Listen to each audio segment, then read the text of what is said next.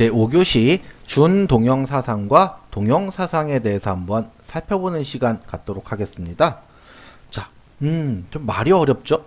동형사상이라는 이 말의 뜻을 정확히 이해하는 것이 이 단어에선 굉장히 중요할 거라고 생각합니다.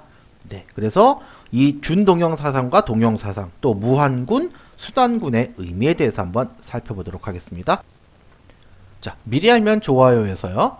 자, 대응과 사상에 대해서 한번 생각해 보겠습니다.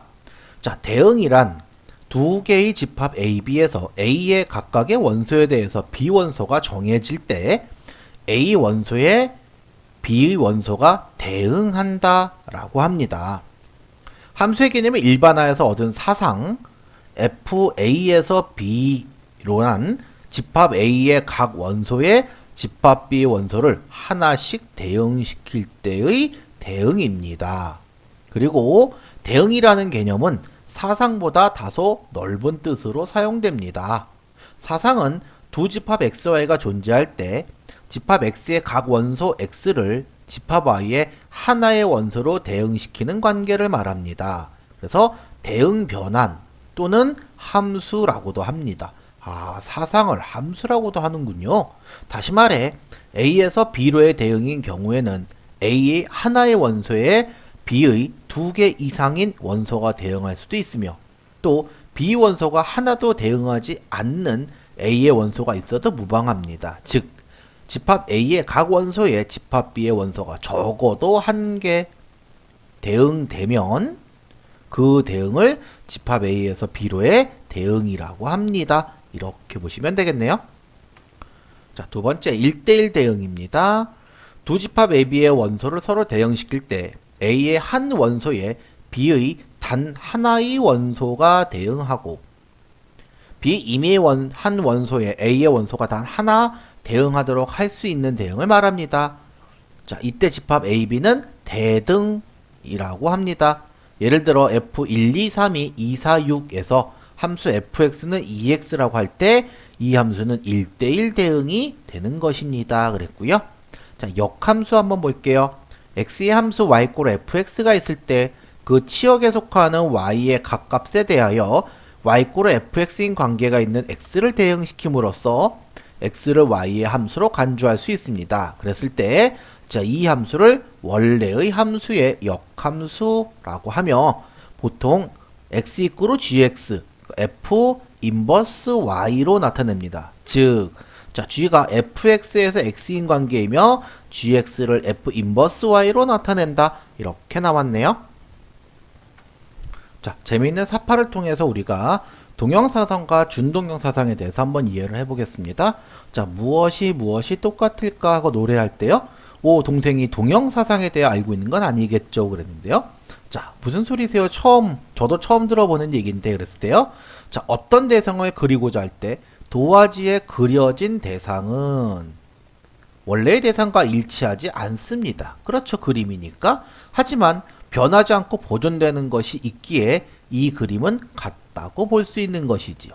자, 이렇듯 수학에서 대수적 구조들 사이의 구조를 보존하는 대응, 이것을 준동형사상이라고 합니다. 자, 그래서 우리가 집합 G와 H를 곱셈 가완군이라고 하면 함수 FG에서 H에서 FAB가 FA 곱하기 FB, 다시 말하면 A와 B가 G의 원소를 만족하는 이런 대응을 말한다. 다시 말해서 자, G에서의 곱을 H의 곱으로 보내야 하는 것이죠. 그렇죠? 그래서 그 구조가 보존된다는 개념으로 준동형사상이라는 용어를 설명할 수 있다. 이렇게 보겠네요. 그래서 우리가 자, 집합에서 예를 들어 준동형사상이라 한다면 자, x는 공집합이 아닌 집합이고 px는 x의 부분집합 전체의 집합일 때 자, 사상 px와 u가 n과 플러스를 모든 a가 px에 대하여 fa와 na가 같다라고 정의를 합시다. 네, 여기까지 이렇게 약속을 합시다. 이때 na는 유한집합 a의 뭐예요? 그렇죠. 원소의 개수라고 합니다. 그래서 서로 소인 집합 a와 b가 px의 원소임에 대해서 a 합집합 b의 원소가 A합 집합 B의 개수와 같고 그것이 A 집합의 개수와 B 집합의 개수를 더한 것이 같다면 함수의 값을 넣었을 때의 값도 같겠죠. 따라서 공집합이 아닌 집합 A의 원소의 개수를 대응하는 함수는 바로 주운동형 사상이 되는 것이다. 이렇게 이해하시면 되겠네요.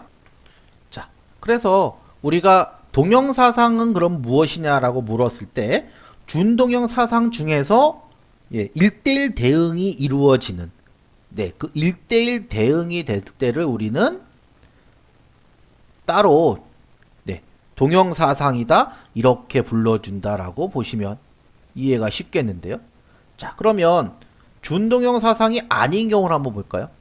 자, 선생님 제가 배운 여러가지 함수들은 준동형 사상의 성질을 만족해요. 준동형 사상이 아닌 함수들의 예를 들어주세요 그랬단 말이죠. 그래서 0을 제외한 실수 전체의 집합과 양의 실수 전체의 집합을 한번 생각해 보세요. 그렇다면 자, 실수 전체 집합과 양의 실수를 놓고 자, 이걸 FA를 A라고 가정을 해요. 그죠? 정의해 놓고 AB가 자, R의 원소가 아님에 대해서 FA 플러스 B와 FA 플러스 FB를 구해보세요. 그렇다면 자, 나온 대로 F의 A 플러스 B는 절대값 A 플러스 B가 되고 그쵸? 양의 실수 전체 집합이니까 FA 플러스 FB는 절대값 A 더하기 절대값 B가 됩니다. 자, 그러면 이 두 개는 같습니까? 아니죠. 안 같죠. 그죠? 따라서 같지 않기 때문에 이것은 중동형 사상이 아닙니다. 이렇게 설명을 하고 있다는 얘기입니다. 그러니까 우리가 수학에서 1대1 대응이 동형 사상이라는 그런 얘기는 바로 함수에서 F와 F의 역함수인 F 인버스 X가 있겠죠.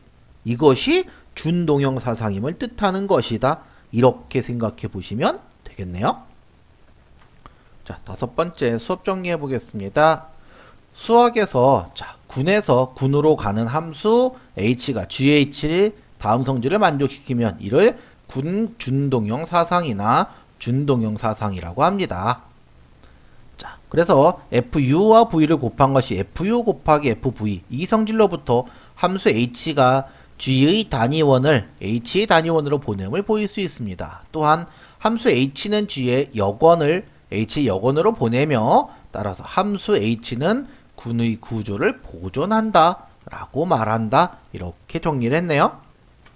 또한 두 번째, 수학에서 1대1 대응 F가 동형사상이라고 하는 것은 F와 그 역사상 F 인버스가 준동형 사상임을 뜻합니다.